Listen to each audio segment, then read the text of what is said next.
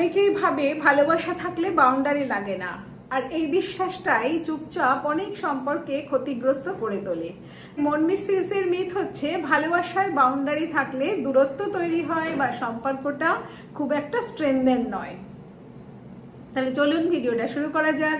আমরা এই যে মনমিস সিরিজে বিভিন্ন বিষয় নিয়ে আলোচনা করছি, মিথ এই প্রচলিত ধারণা, এবং এই ধারণাগুলোকে নিয়ে আলোচনা করছি। আপনাদের একটু ভাবতে বলছি এবং কমেন্ট করে জানান যে আপনারা কি কি মিথ চারপাশে দেখছেন আছে, যেগুলোকে ব্রেক করার দরকার। তাহলে একজন ইন্ডিভিজুয়াল মানুষ সে নিজেকে রেসপেক্ট করতে শিখবে এবং তারপরে সেও কিন্তু সম্পর্কটাকে ঠিকভাবে মেনটেন করতে পারবে। অ্যাটলিস্ট এগুলো একটু শুরু হোক এইরকম ভাবে। আজকে আলোচনা করা যাক যে আমরা বলছি সম্পর্ক, এবং এই সম্পর্কটা কিন্তু যে কোনো সম্পর্কে, যে কোনো হেলদি রিলেশনশিপ যদি আমরা মনে করি ডেভেলপ করাতে চাই, তাহলে সেখানে কিন্তু বাউন্ডারি অবশ্যই থাকার দরকার। বাউন্ডারি যখন থাকবে সেখানে কিন্তু সেটা কোনো স্টোন ওয়াল নয়, সেটা এমন থাকবে যে যেখানে আমাদের আলোচনার জায়গা থাকবে, কমন প্ল্যাটফর্ম থাকবে, ভালো লাগা থাকবে। কারণ আপনারা এতদিনে শুনেছেন যে সম্পর্ক আমাদের কিন্তু গ্রোথে সাহায্য করে। তাহলে গ্রোথ না হলে সেখানে কিসের সম্পর্ক? সেটা তো স্ট্যাগনেন্ট, সেটা তো আমরা টিকে থাকছি, বাঁচিয়ে রাখছি, এরকম একটা ব্যাপার। তাহলে আমাদের কিন্তু ফিরে দেখার একটা সময় আছে, সুযোগ আছে যে সেটাকে আমরা রিপেয়ার করব বা রিকানেক্ট করব। তাহলে এবারে বাউন্ডারির জায়গাটা যদি বলি, আমি এখানে একটা সেই নেমোনিক ব্যবহার করব যাতে আপনারা মনে রাখতে পারেন। তাহলে আজকে আমরা বলছি হচ্ছে রেস। রেস কথাটা আপনারা সবাই জানেন, কিন্তু বানানটা একটু আলাদা, সেটা হচ্ছে RES। তাহলে এবার প্রথমে বলি যে রেসের আরে কি থাকবে?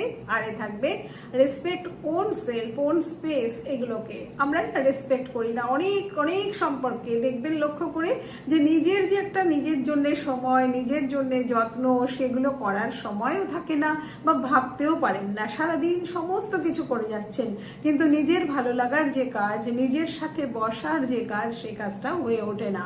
তাহলে সেই যে একটা পার্সোনাল স্পেসের কথা বলছি, সেটাকে রেসপেক্ট করা। তাহলে যখনই আমি নিজেরটা করতে পারবো, আমি যার সাথে আমার সম্পর্কের কথা বলছি তারটাও করবো অটোমেটিক্যালি, তাই তো? তাহলে এইভাবেই কিন্তু আমাদের এগোনো সম্ভব হয়। তাহলে প্রথমেই হচ্ছে নিজের যে পার্সোনাল স্পেস, পার্সোনাল কাজ, সেটা দিনের মধ্যে যে সারাক্ষণ আমার জন্য রেখে দিচ্ছি সেটাও কিন্তু বলছি না, অল্প সময় হলেও আমার জন্য কিন্তু সেই সময়টা রাখবো। এটা হচ্ছে প্রথম পয়েন্ট। তারপরের পয়েন্টটা হচ্ছে ইতে কি হচ্ছে ইমোশনাল লিমিটেশন, যেটা আমাদের বোঝা দরকার যে আমি কতটা পর্যন্ত পারছি নিতে। অনেক সময় কি হয় যে গিল্টের ট্র্যাপে পড়ে যেয়ে করতেই থাকি, বা প্রচন্ড পরিমাণে ভিতরে ভিতরে রাগ হচ্ছে, তারপরেও যে করছি, কিছু বলে দিতে ইচ্ছা করছে, ঝেড়ে দিতে ইচ্ছা করছে, পারছি না। আপনারা যারা এখনো ইমোশনাল কেয়ারের ভিডিও দেখেননি, আমি বলবো, রিকোয়েস্ট করব যে আপনারা দেখে নিন, ধরে ধরে সেগুলোকে একটু চেষ্টা করুন নিজের দিকে, এই ইমোশনের দিকে খেয়াল করা, কিভাবে চিনতে পারবো, কিভাবে তার যত্ন করব। যখন আমরা চিনবো তখন কি হবে, আমাদের ওই লিমিটেশনটাও জানতে পারবো। এই লিমিটেশন না জানার জন্য কি হয় জানেন তো, ভীষণভাবে নিজেকে পুরো ওভার এক্সস্টেড করে দিতে থাকেন সব সময়। এরকম কিন্তু অনেক মানুষকে দেখি যারা সেই বাউন্ডারিটা জানতে পারেন না, যে নিজের লিমিটেশন এটা, সেটাকে জানা, তারপরে তো সেটা অ্যাকসেপ্ট করব। তাহলে জানাটা পর্যন্ত হয় না। তাহলে এটা হচ্ছে সেই জায়গাটা।